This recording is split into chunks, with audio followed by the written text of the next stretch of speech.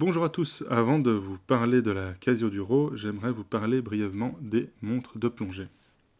Ce qu'il faut savoir, c'est qu'aujourd'hui, plus personne n'utilise vraiment de montres de plongée pour plonger. Les plongeurs ont des outils spécialisés, des dive computers, qui sont des espèces de smartwatch ultra performantes qui répondent à des normes très exigeantes pour être évidemment le plus sécure possible, la plongée étant une activité à risque. La montre de plongée donc classique, comme celle-ci ou une Rolex, est un reliquat des pionniers de la plongée, comme le commandant Cousteau, qui ont aidé à les développer à une époque où on savait à peine faire des montres étanches, et ils ont aussi aidé évidemment à populariser ces montres auprès du grand public, même si à la base elles étaient faites pour des applications professionnelles, comme la plongée, des nageurs de combat ou des marins, des sous-mariniers en tout genre. Petit à petit, les marques qui les produisaient se sont transformées en marques de luxe.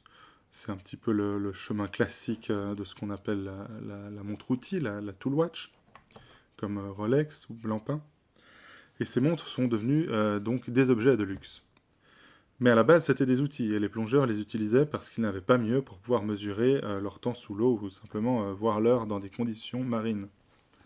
Ces montres de plongée aujourd'hui se ressemblent un peu toutes, parce qu'elles ont toutes évidemment des caractéristiques communes, comme un cadran très lisible, mais surtout la lunette rotative à sens unique, qui sert à compter les minutes sous l'eau. Voilà, ça fonctionne comme ça. Hop. Et on ne peut pas la tourner dans l'autre sens. C'est une invention de Blancpain au début des années 50, qui a été la première marque à implémenter cette solution qui était évidemment cruciale pour la sécurité des plongeurs.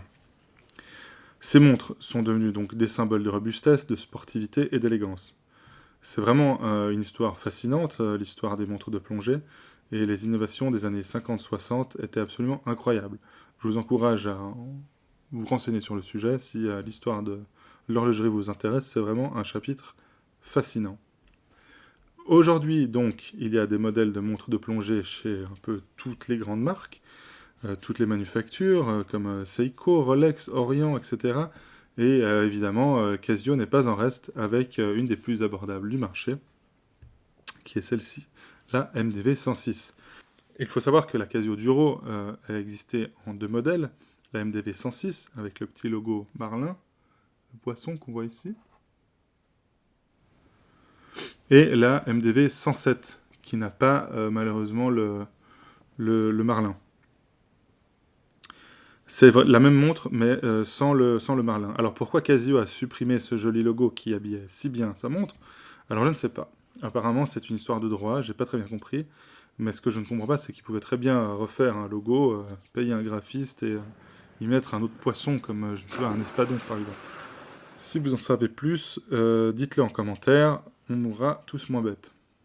Au moins comme ça, vous êtes prévenus avant de faire un achat. La 106 a le Marlin et la 107, c'est la même montre, mais sans le Marlin. Donc cette montre, c'est un boîtier en acier inoxydable, avec un fond vissé, une couronne vissée, ce qui est assez fou à ce tarif-là.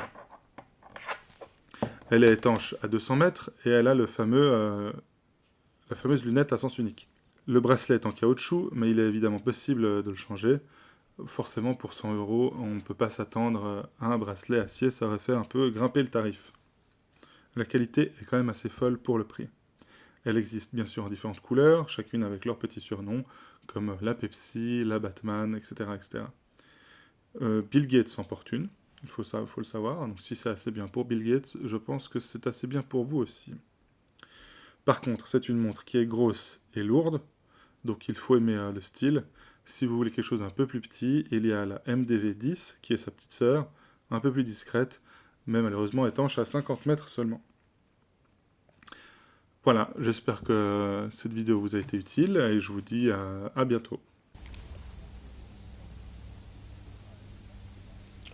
Au revoir.